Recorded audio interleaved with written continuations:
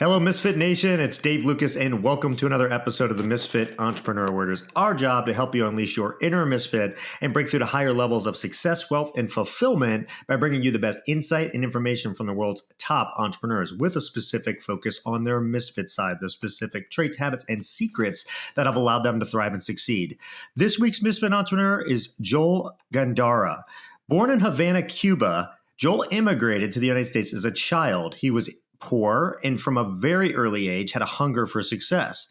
And that led him to become an entrepreneur. In fact, he started out selling trading cards in candy bars, and he went on to create a multi-million-dollar business that allowed him to semi-retire before the age of 40. Nowadays, he's devoted his life to helping men transform into better individuals and is the author of the best-selling book, 31 Days to Become a Better Man. Joel is a true rags to riches story, fulfilling the American dream, and I'm excited for him to come on and share all the lessons that he's learned along the way. So, Joel, great to see you, man. Are you ready to unleash your inner misfit? Heck yeah, Dave. I've been a misfit my whole life, and it definitely carried into entrepreneurship. I'm ready to go. Well, hey, it's a pleasure to have you on. And as we always do with every guest that comes on the show, you've got a phenomenal story. I mean, literally escaping communism. So take 5 minutes or so and just tell us, how'd you get to where you're at? Yeah. So left Cuba as a kid, stormy seas, rough boat ride engraved in my brain. It's been tattooed. I think it's good to have, within certain parameters, some little bit of trauma in your life because it pushes you to outside the box and to not be normal. So every day I question myself, starting with, not doing very well in school as a kid and being the kid who the first couple of years didn't really know the language and I was always lost and confused. So school was not for me. I knew that right away. Recess was for me. Lunchtime, after school, before school, that was for me. I was great. I was a happy kid, super bored in school, and I knew I wanted to do something different. So when they would talk about, you do well, you go to a good college, you get a good job, that didn't excite me at all. I didn't want to do that. But then I started learning. I may have not known the word entrepreneur, but I started seeing some people who made some money. And, as a little kid, what would catch my attention? A hot red sports car, cool lifestyle. You see some TV shows as a kid and you get excited about that. And so that got me thinking differently. And how can I be one of those guys who does well, who calls his own shots? I saw the boss at a job equivalent to the teacher in the school. And I knew that I did not want to do that. I was always in trouble for talking and for playing and goofing around and not paying attention. And to be honest, I believe those are the kind of the skills that help you become a good entrepreneur. Yeah, no, I totally agree with that. In fact, it's always been said the A students end up working for the C students in the end, right? So, I want to start kind of high level with you, and because it's a very interesting journey. I want to dig into some of this too, but let's just start off. Define success as you see it. Having been through what you've been through and accomplished what you've accomplished, tell us a little bit about the business you built and what you see as success. Yeah. So I'll tell you about the business I built, but first that part, what I see as success to me, coming from somebody who hated what he was doing in school and then in jobs, I found success waking up every morning and being excited and wanting to go work in my own businesses. That was like the day I quit my job in my 20s, and that was the last time I worked for somebody. From then on, I've been successful. Now, I didn't make that much in the beginning, and then I built the business and did better financially later. But I'm telling you, it was that feeling of I'm on my own. Everything I do is mine. If I feel like being lazy, I'm going to suffer. There's no BSing here. I got to be legit and strong and good every single day. So the businesses that I built, I'll tell you the first legit one, the first ones were when I was a little kid and I make some money here and there. But what I started making money on was out of necessity. I went to garage sales a lot. And now, because of social media, you hear people like Gary Vaynerchuk doing the same type of thing. He still goes out and goes to garage sales. Guess what? I don't need to, but I still go to garage sales. I find it so exciting. I never buy anything nowadays, but I like that thrill of the hunt. And back then it was out of necessity. So I used to go and look for things I could sell. I found a guy once selling brand new tester bottles of colognes, and I bought them for $5 each, a bunch of them. And I took them to the flea market, sold them for $30 each. I was 18, 17 at the time. I made $1,000. It was amazing. But one day I found a guy selling underwear, brand new samples of Jockey brand. They were his leftovers from the collection. He was a sales rep. I bought 500 of them at $1 each, turned into $3,000. And I'll fast forward 20 years for the listeners. I just sold that company and I was making over $1 million net profit from it. It's an underwear company. I wasn't getting samples. I wasn't going to garage sales. I wasn't going to flea markets anymore. But I developed my own brand. I started getting it into stores, taking it to trade shows. I bought 14 companies along the way. I rolled them all up into one. And, with every segment of anything in anybody's life, there's always a bunch of stories behind it. I'm happy to open up on anything that interests you, but that's really what happened. I had a necessity and I went out and looked for stuff. I found stuff and I made money. It's interesting. We've had a number of immigrants on this show before, and there's this kind of concept that we talked about that's it's called the immigrant attitude, if you will. And so I guess from that point of view, what do you think contributed most to your ability to succeed? Okay, so it's having grown up in a horrible neighborhood outside of Oakland, California, hearing gunshots at night, hearing a lot of police activity and knowing what was going on and hearing about people getting their things robbed and broken into and all this stuff. I did not want to be there. I did not want to be at the bottom.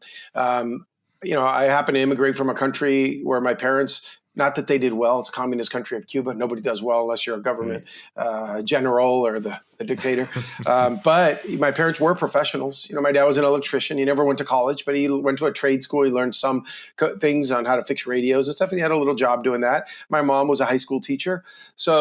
So they knew the value of education. They knew, and I don't mean education in the formal sense of school, that you can get educated any which way you want. My dad was always reading books and watching documentaries. At a young age, I didn't read books. Now I've read thousands, I think.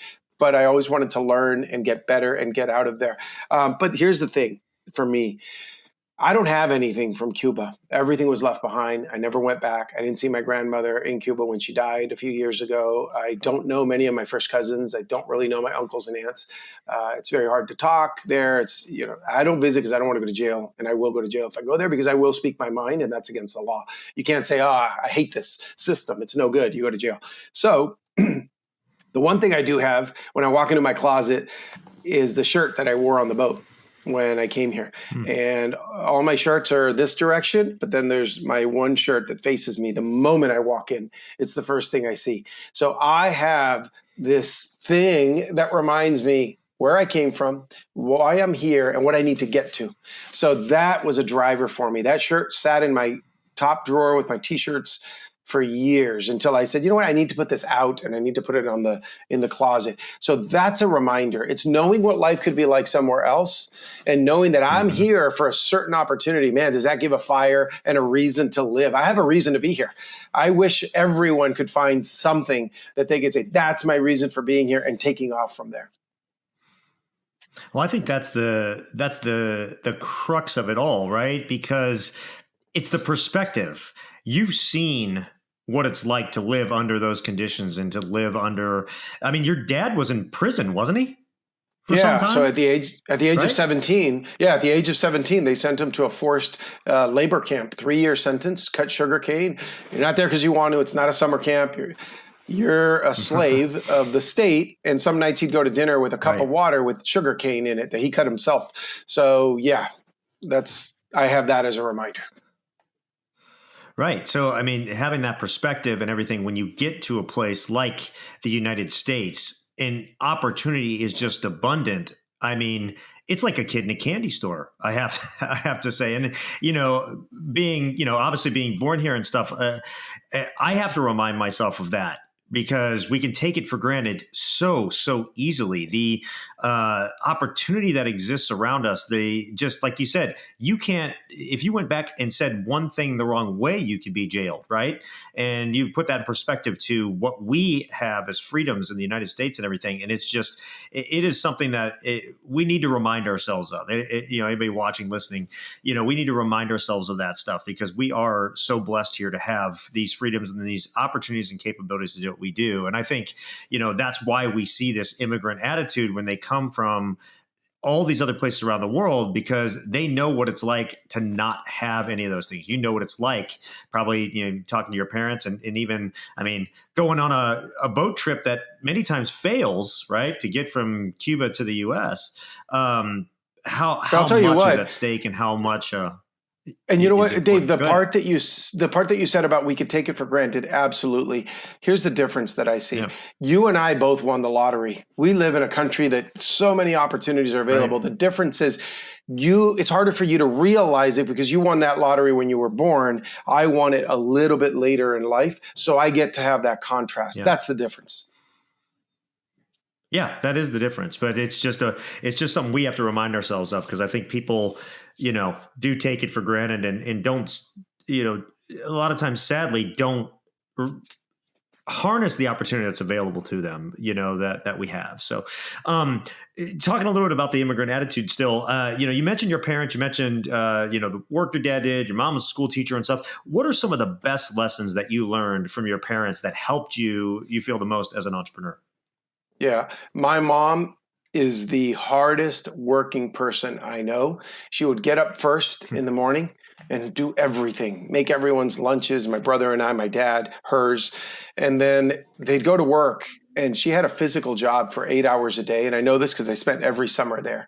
And I'd watch her do it. And I'd help. And I was a kid and I'd be exhausted. And she just kept going. She never complained.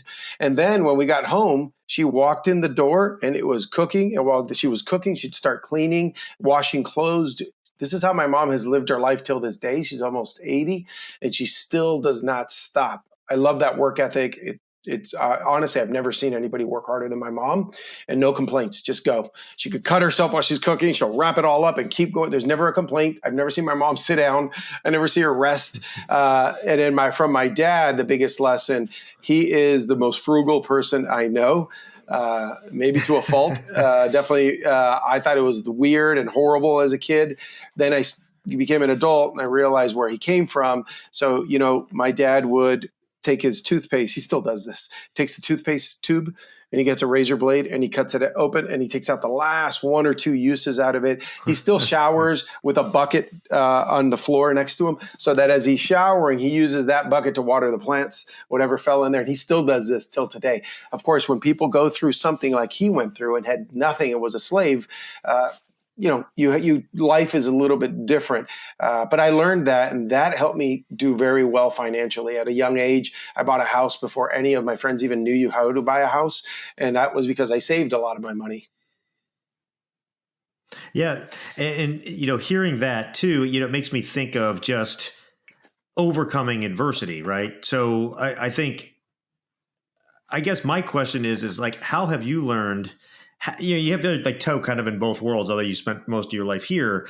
Like, how have you learned to handle adversity? What are some things that you have found that help you overcome adversity when it occurs in your life, and to keep yourself essentially leveling up? Yeah, so I don't believe in being a victim. That's a new thing that I see now on social media. I don't watch TV and I haven't seen the news in about 7 years, but the tone that I get, especially from younger people, it's cool to be a victim. I don't know. I grew up in the Yeah. 80s and being Rocky Balboa, that's what you want to be. Being that little underdog that had look where Rocky Balboa, just as an example of that movie, where he lived. It was in a bad part of Philadelphia. He had nothing going for him. Life was horrible. And he worked really hard, had a couple of chances and breaks, and he took advantage of them. But he pushed and grew and became great. So that's how I grew up. With movies were like that, and the society was like that. And I don't think it's like that so much anymore. Now, all hope is not lost. I coach people and I mentor some young kids, and I see that there's some amazing people still out there doing these things. But it's not having a victim mentality, not letting bad situations and adversity push you down. I had a lot of bad situations. I could probably make people cry if I told them some of the things I had to go through, but whatever. We push on, we get up and work hard, and you're going to get through it. But you have to have that strong mentality and a goal at the end. This is where I want to get to. That's where I'm going to go. And no matter what happens every day, you jump over that hurdle and the next one, the next one. Yeah, you make a great point on the whole, victim business, if it will. Most people that are victims are not true victims. They play the role of the victims, right? Your father being thrown into a slave camp is a victim. That's a victim, right? But most people play the role of the victim, and sadly, in today's world, there you can find some I don't know about success, but you can benefit yourself from doing that in some ways, right? And that is something that is. I think the pendulum swings from, we go from one to the other. And I think, that pendulum swung a long way. And I think it's coming back some. I think merit's becoming something that is getting back in vogue, if you will, in our world. And I think more and more as we've now kind of come out of this pandemic and got back into life and all that type of stuff where, you could play the role of the victim even more and use things like that from an excuse standpoint. Now, and I think in the future, we're going to find that's not as much possible. And it is going to come back to merit. It is going to come back to, the results and the stuff that you can deliver and everything else. And that's how it should be. Right. And so I think that's a really great point. And anybody that's watching, listening, I mean, if you find yourself, feeling like a victim, I mean, really ask yourself, I mean, are you really a victim? What's the oppression you're going through? What is it? Or is it just a state that you've let yourself get into?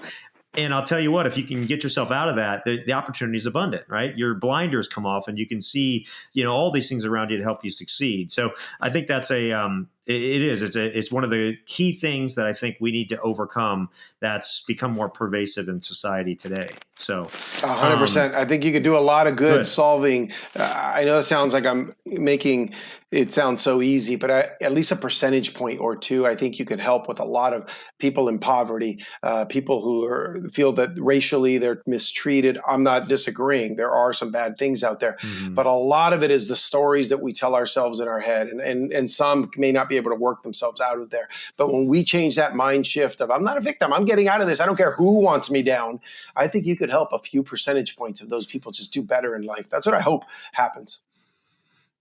Well, that's a great point. And I was going to ask you about, the mindset and the mind shift that people have to go through as entrepreneurs. We see this and we have to, it's almost a rite of passage you have to go through to succeed as an entrepreneur, because it's number one, you spend a lot more time in the valleys than you do in the peaks as an entrepreneur.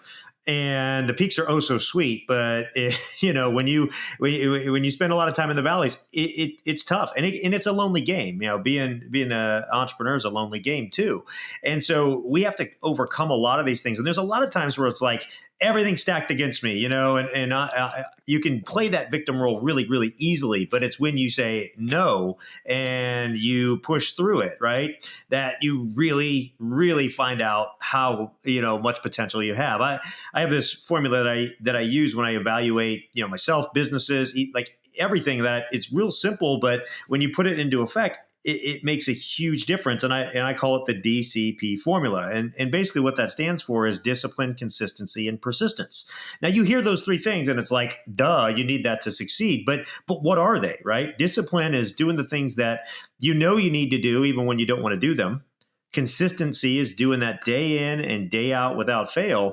And then even if you're disciplined and you're consistent, you're going to hit roadblocks. You're going to hit insurmountable walls, right? And if you're not willing to persist through that or those times, that's where you stagnate. That's where you stay, right? So you have to have all three. And if you can look at a business. Where are we disciplined? Okay, we're disciplined. Where are we consistent? Where are we not willing to persist, right? You can look at all those areas. You can find out just where you need to pull, the needle a little bit or push a little more here or do that to really get over those humps and stuff and succeed. And so that's what I hear kind of coming through from what you're saying and everything too. And that goes along with the victim side and all that. I want to talk about building your business. So you talked about, like, you did this in underwear, right? So you built an underwear business, you built this thing up, millions of dollars, right? If people don't think about this, like, there's all kinds of products like that maybe are a boring product where there's huge opportunity, right? So talk a little bit more about how you built that. And then, like, what principles did you use in building that business? Like, what were the core values you used? What were the things that really made that successful to get to that point where you could ultimately sell it? Yeah. So the core values in the beginning were very simple. And I'm jotting it down here so I don't forget. So number one is common sense. Everything I did just was logical. I wasn't trying to be stupid. I tried to say, okay, I want to buy stuff for $1 and sell them for 10. Okay, common sense. That's pretty good. I want to arbitrage. Get products. Yeah, I want to get products and find customers. Okay. I want to find a marketplace where I can sell these. Initially, it was the flea market. And once I realized I don't have to sit in the sun all day because a friend told me, hey, there's this thing called eBay. You can put the items on there. This is back in July 1999, I opened my first eBay account and I started putting products there. And now instead of getting $5, $6 at the flea market and spending my whole Saturday in the sun, I started getting $10, $12, $11 for these items that I was buying for $1. And it was literal arbitrage. I was buying leftover samples from a rep. Well, then I said, you know what? I could quit my job if I can only find more reps, if I can get more people to sell me their samples. Because yes, I do great, but then it runs out. And then 6 months later, I have to wait for the guy to call me and say, hey, Joel, I've got more samples to sell you. I was under his control. I needed more people. So I spent hours searching every day online where I can find the next product, who could sell me some stuff. I remember going to another garage sale and finding a guy selling brand new underwear also. And I go, jackpot, I got my second guy. And then I said, can you get me more of these? And he said, no, that was a one-time thing. All right, never mind. Well, I remember the day I have it's all a blur, but I remember one moment sitting there Googling or Yahooing, whatever it was at the time, probably 20 years ago, and saying, I'm just going to keep searching till I find another fountain of products. And I found a brand out of Mexico. And the reason I knew it was going to be a hit is because I saw how well they were doing on eBay. Back then, eBay was all about auctions. So someone was getting these products out of Mexico, listing them at $9.99, and they were going up to like $50. They were underwear / swimwear, and they were really expensive. And there wasn't too much like it in the market. Bright colors and all these fun things. This is 20 something years ago. And I said, there's something here. Let me see where I can find these wholesale. And they were selling for $50. And I found a wholesaler in Alabama at $12.50 a piece. I go, fantastic. Buy them for $12.50 wholesale, sell them for $40, $50, whatever they get to. And I did that. Mm-hmm. And it's all ups and downs. Earlier, you talked about low valleys and you spent a lot of time there, then the little peak, and you go back and forth.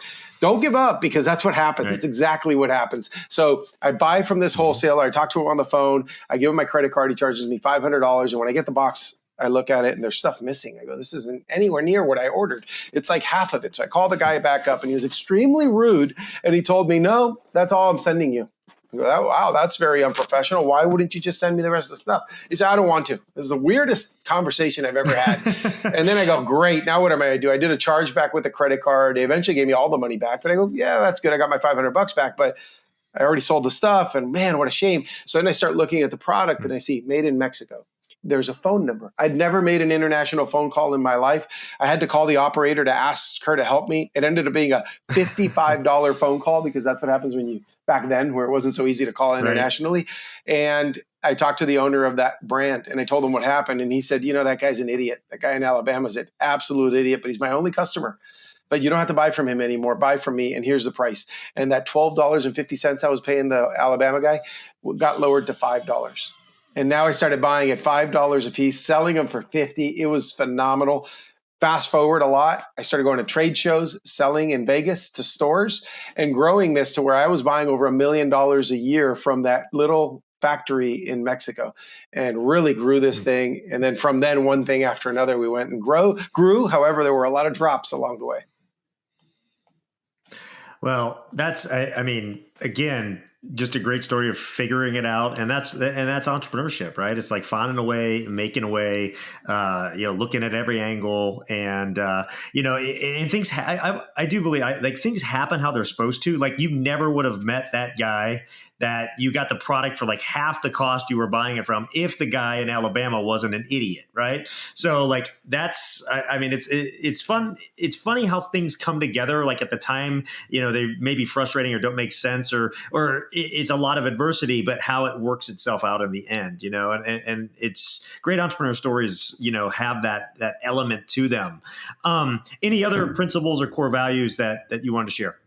Well, I'll tell you one step from that to prove how what you just said is absolutely correct. So Dave, not only did I lose that guy in Alabama, which I thought was the end of the world. So I got the guy in Mexico direct. That was phenomenal. But guess what? After 9 years working together, his son got in the way. And his son started emailing my customers, all those stores I was selling to, the websites, contacting them. Total backstab, right? Worse, literally the worst day of my life. I thought I was over. I didn't own the customers because I wasn't the one selling to the final consumer. I was selling to the stores. So I didn't know how to get a hold of more customers. And I did not own the brand. So the worst day of my life turned into the best blessing that could have ever happened. And that's that, because they did that to me, because they contacted all my clients and started trying to tell them, hey, go direct to us, come to us. I read right through it, obviously. That forced me to create my first brand. And now I was an owner of a brand. And then I said, you know what? Out of the two things I want, I've got one now. And it's, I had an empty shell of a business. I was buying product from them and they could stop selling to me tomorrow. And I was selling it to these stores, and those stores can stop buying from me tomorrow. So what did I do? I said, okay, I've got half of the issue resolved. I've got the supply. I own the trademark. You can go on the US trademark, patent and trademark office website, and it's mine. I couldn't believe it. I'd go on it and check it every once in a while. Yep, still my brand. And that went so well. That brand retailed over $1 million in its first 13 months that I created a second brand, a third brand, a fourth. And then I said, I need to start acquiring people because I have money now, going from nothing to finally having some money, going, whoa, I can build a moat around my castle so that I can't be disrupted. And okay, no one's going to take brands from me anymore. What can they take from me? Aha, the stores can stop buying from me. Then I have to become the stores. So I started putting it out there. I'd go to trade shows in New York, Las Vegas, Paris, and I would tell the stores, I'd say, if you ever want to sell your store, I want to talk to you about it. But I didn't want brick and mortar stores. What do I know about a store in St. Louis or Los Angeles? But websites I could run from anywhere. And so fast forward a lot of years, I bought 14 businesses and I started buying directly in my vertical. I was now the brand owner, developer of the products, distributor with a wholesale warehouse, and direct to consumer. So we started buying up these businesses and rolling them up. And so now I had full control. So I think it's important. And I mentioned that because there's a lot of businesses out there that can be disrupted overnight. And you have to look at yourself and say, if I was the enemy, if I was the competitor, what would I do to knock me out of business? And I asked myself that a lot, and that's what helped me. So however we can work that into principles, that's really how I built the business. No, that's a great it's a great lesson. There's a couple of things I take away from it. Number one, that's a great lesson in vertical integration and how to create that moat, right? Which you said, which is another great lesson is once you've got something that works, you want to build a moat around it. You want to make it harder for somebody to compete. You want to make it harder for people to take, your business away from you that way. And the other thing you said that I think is really important and easier in today's age, but I think is critical is having that relationship with the customer, owning the customer in a way, right? So, there's all these platforms out there, and there's content on different platforms, but it can get shut down, right? For whatever reason, that can happen. But if you have a direct connection with the customer, whether you have their email, maybe they're on your texting list or whatever, then you can have that direct relationship and stay in front of them. And I think that's a critical thing. It's been around forever, but I think more than ever, it's really important to have a strategy to build that direct relationship with your customers and really, really take care of them and hug them, because kind of like you've done, you've got niche brands, but you've built a huge following because you've done a really good job with that. And I think that's a great lesson for people to take away from this. And you know what's so with the theme of the podcast, real quick, because I noticed I didn't do this on purpose. I wasn't trying to be a misfit and be different all the time, but I realized I'm very different. I don't do the things that people do. Again, I'm not just trying to be weird, but competitors at the trade shows would have their own booth. The store buyers would walk by and write the orders for the season and all of that. The competitors didn't talk to each other. So I show up as a newbie. I had the worst booth, the poorest one. Fast forward, I ended up buying a bunch of those beautiful booths and beautiful brands, and now they were mine. But I started talking to them and befriending them and not crossing the line initially on what's competitive advantage. I didn't share that. Hey, how you doing? Oh, give me your phone number if you're ever in Miami, and built these relationships. That's different. Most people don't do that with their competitors. Guess who I bought? It was my competitors' businesses. I also bought my customers' businesses. So if I was selling to you wholesale and you're buying $100,000 from me a year, you're reselling it on your website. I took it beyond, hey, you sent me an order, I'll send you a product. I started writing them handwritten notes. I started sending them coffee cards for $10 and saying, hey, I don't live in your town. It's not easy to get out and see you. Here's $10. Enjoy a coffee on me. And I'd send them all these sort of things and conversations. And then I'd say at one point when the time was right, I'd say, if you ever want to sell that business, I'd love to talk to you about it. And I had a phenomenal first experience. That first business I bought, I think I could write a book on it. And that one led me to keep doing more of them. And that happened because I thought outside the box. I made friends with my competitors and with my customers on an intimate level. Yeah. And, I think hearing you say what you did is you created, number one, you created a great experience with the customer, but you also created a great experience in working with those that could be potential targets or partners or, maybe mergers in the future and stuff. And so, yeah, I never understood that too. We always had in our business, I've always had great relationships with like our competitors and stuff. In fact, we shared, things to help each other out and stuff. And we always found that was really beneficial and that helped us build a better business. So I think there's a lot to be said for that. So you do all this and then you semi-retire, right? And you shift gears and you focus on helping men, right? So talk a little bit about the book, right? And thank you for the copy, by the way. I've had some time to dig into it, but I want to learn more about it from you. What made you write it? Why do you think the message is needed right now? And share the message, obviously, too. But talk a little bit more about this experience with helping men in the book that you wrote. Sure. The book is 31 Days to Become a Better Man. It's written by me. And so here's what happened. I used to have a problem saying no. So I used to say yes to everything. And I got pulled in 20 years ago and 15 years or 10. Every once in a while, I got asked by a new organization to mentor. Hey, can you mentor our entrepreneur accelerator? Or can you lead this thing? And I kept saying yes to all these volunteer opportunities. It was all over the place and it was tiring. And I was building a business and growing. But that was a great experience. Looking back, I'm glad I did all that. I got to meet a lot of amazing people, and I learned how to teach and coach a little bit during that process. And then once I saw myself 38 years old, no more office, no more computer, really. I mean, I was just out of it. My employees took care of everything. I was still the 100% owner. I just was out of the day-to-day. I was doing the Tim Ferriss 4-hour work week, talking to my vice president 30 minutes a day, maybe, an hour a day, a couple hours a week. And everything was going fine. I go, I got to do something else. And perfect timing. One of those organizations, one of the members who, would do Facebook Lives and answer entrepreneurs' questions. One of them said, can I hire you as my coach? And I go, no, you got this all wrong. I say, I mentor for free. I answer those questions. I do the Facebook Lives. That's all I do. And he goes, no, I want to pay you because then I know I'm going to take it seriously. And I go, really? And then I told my wife, I said, let me think about it. I told my wife, hey, just for fun, what if I coach people and they actually pay me? I had to explain it to her and myself. I couldn't believe that was a thing. And I go, I'm going to try it. And let's see, I'm going to put it out there. I'll put my website up and it's joelgandara.com. Let's see what happens. And I said to my wife, I hope I can make $50,000 the first year. Just to get a couple clients, see what happens. And the first year was $156,000. And I've never advertised. I just, at all those organizations, I would introduce myself now as a coach. I'd say, hey, I'm a coach. You can check out my website. And I started getting clients. And that turned into a phenomenal thing. By the way, something really cool. I've now invested in so many of my clients' businesses that it's weird. What am I? Their coach, an investor. Today, I met a young man at the bank. So it just so his check could clear. And I texted over the weekend, I texted the branch manager and I said, I'm going to be there. I need you to make sure this check clears instantly because the kid's buying a big truck today for his business. And, so that's been the journey. But what happened is I was coaching entrepreneurs for years and I saw that they're all lonely. I was lonely. As an entrepreneur, I couldn't tell anybody my problems because they're going to think I'm a baby. And, oh, well, you wanted this, right? Well, too bad you lost 100,000. They don't know the pain that causes. They don't know when you have to miss things. Yes, you do have some free time because you're flexible, but you have to really work. And it doesn't matter that it's Thanksgiving Day. You got to go take this call or write this text or send an email. So when you're happy and excited that you're doing well and you want to tell your friends, they think you're bragging. So man, you lose in every situation. But then I discovered something else as I dove into coaching more and more.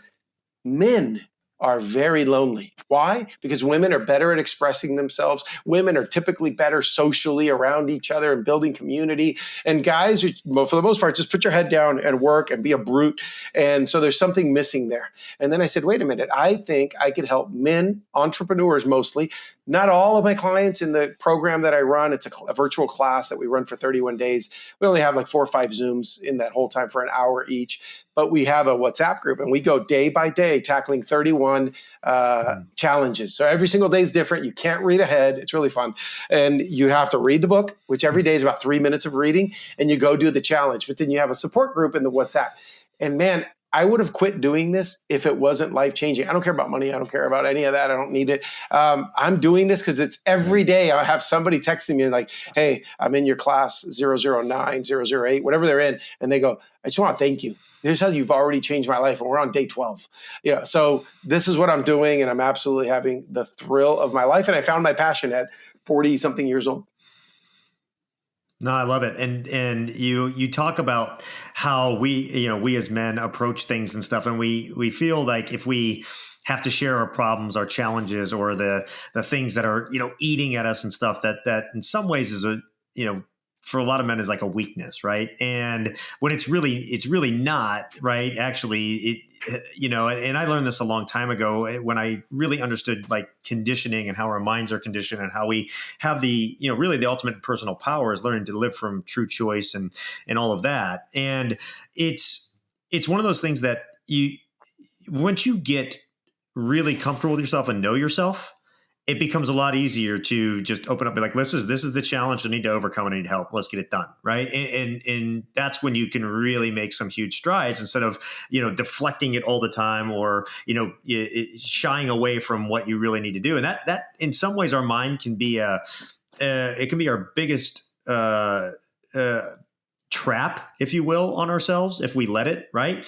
It can really be our biggest obstacle to success, or it can be our best tool for success if we use it right. But a lot of times it can trap us mentally, and that happens to I think it happens to men a lot because of the fact that we don't want to be vulnerable, we don't want to admit we have challenges, problems, and all that type of stuff. And so I think that's really a key. And you mentioned some of the challenges. Going through the books, and I I just got it. So I've been through some of it, but I'd love you to pull some of the key challenges that you see men face today and share those. And maybe I want to start though with like the first one, because the first one that you start the book with is like light the fire, and explain what that is. And then talk about some of these other key challenges that men are facing in today's society. Yeah. So guys have, whether it's through drugs, alcohol, television, pornography, I don't know, all the things that society, processed food, lack of exercise, they are numb. And I see this all the time. They're walking around like zombies. And when you talk to them, hey, what are you doing this evening? Just go home, have dinner, watch TV. It's this boring life. And I bet you if you rewound 20 years ago, 30 years ago, that's not what they envisioned for their life, right? So they're living this boring life. And in the process of going through that book, that chapter, day one, light your fire, it's inspired. And I credit him over and over in there. Simon Sinek, start with why.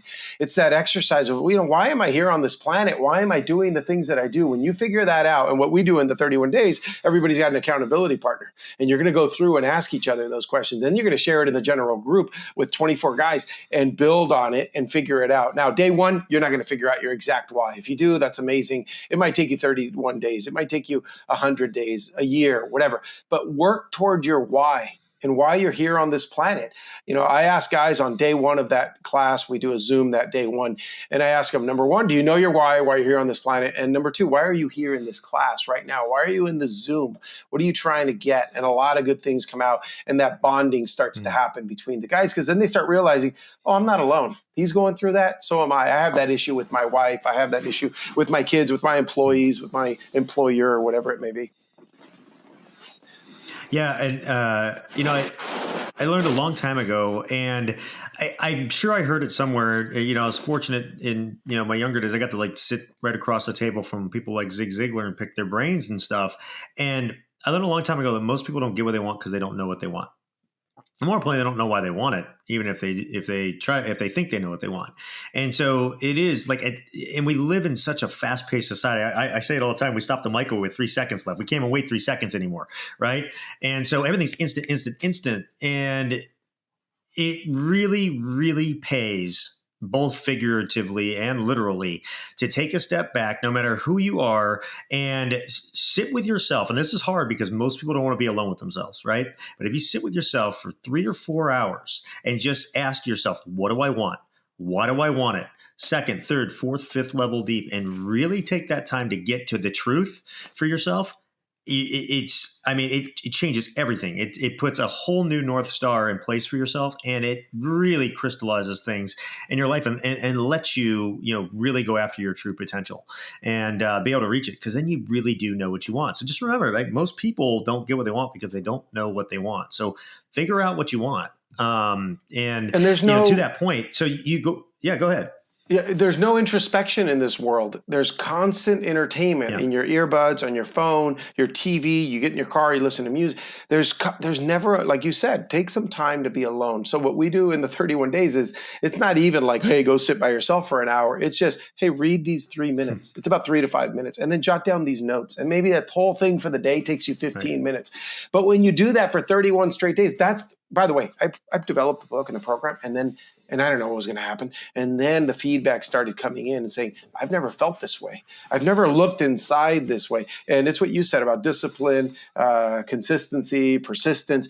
It's that consistency. If you take 15 minutes a day for 31 days, supported with a group that's pushing you and helping you, something happens on the other side of that. It really is impressive. Right. Well, and that's how you build a habit too, right?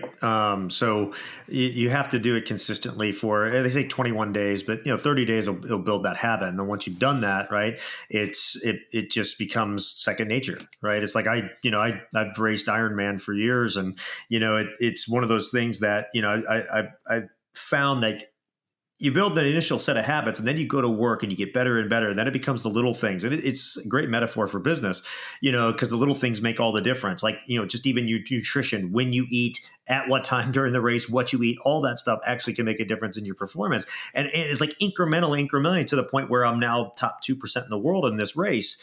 And it's now it's the really fun part, because it's like, all right, I'm at top 2. Like, how do I get to that one, and that, up to that first, podium level?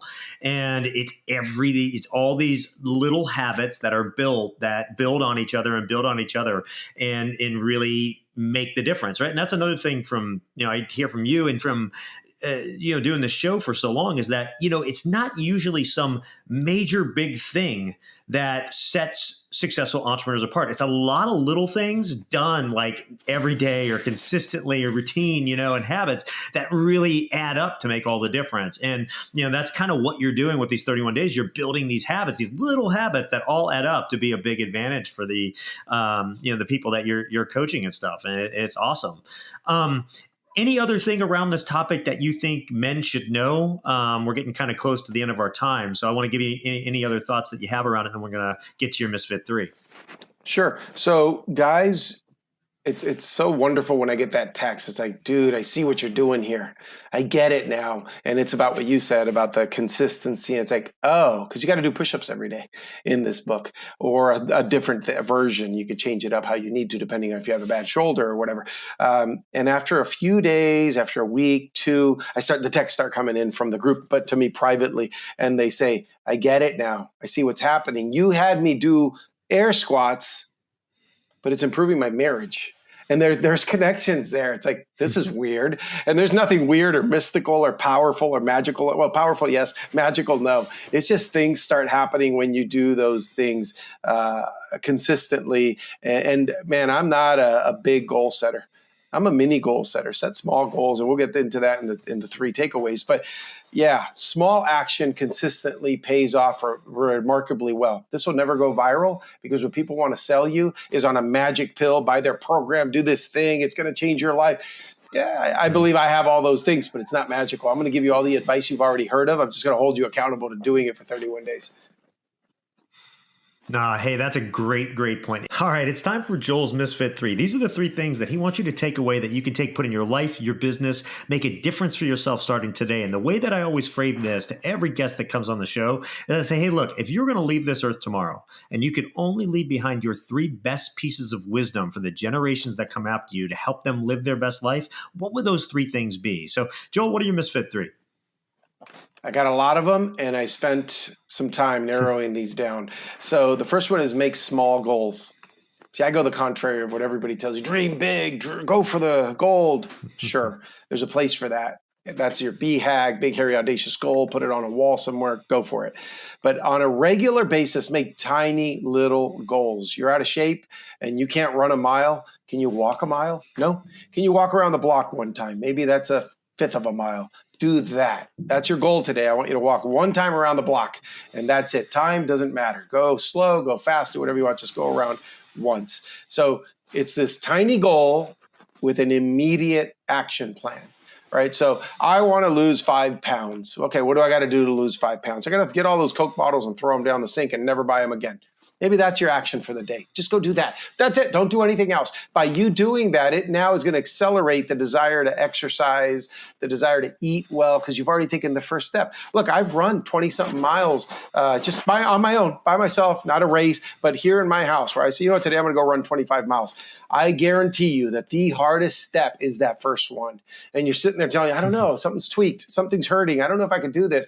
You're talking to yourself. Take that first step, because running or walking is a series of falling over. And once you get going, you just get going. And so take that little step. And along the way, quit making excuses and only handle it once. Ohio, OHIO.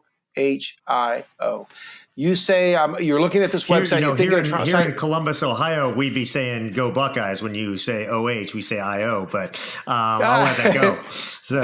It almost came out. So I like that. I learned it when I was like 12 years old. I think I was watching the Oprah Winfrey show, and a guy came on and he taught about Ohio. So you want to make this goal, and you're going to sign up for this thing, and you're on the website, and you're going to do your first sprint triathlon, and you're all excited. And you're looking at it, and you go, "Yeah, I'm thinking of doing that." Sign up. Don't go back to that website again. You handle it once. You went on it. Put your money where your mouth is. Get your credit card out and sign up for the race. You're not going to do it tomorrow. You're not going to do it next week. I hear this all the time. Just do it right now. All right. Number 2, live a simple life. Keep your expenses low so that you have a million options. You could do anything you want when you don't have to spend a ton of money. I did that at 22 years old, living in a ghetto, paying rent to my parents, working 2 full-time jobs and a side hustle. I saved up $32,000. At 22 years old, back in the 90s, when that was a lot of money. That was 20% on a house. I bought that house. I took the master bedroom and bathroom by myself, and I rented the other 2 rooms out. That paid my mortgage. 22 years old, I had a house. Values kept going up. These 2 great people were paying my mortgage. So 12 months later, I bought my second house. 12 months later, my third, and 15 months later, my fourth. I was now 25 years old. I was just in poverty a few years ago, and I have 4 pieces of real estate. They're all worth a lot more, and here's where I'm going.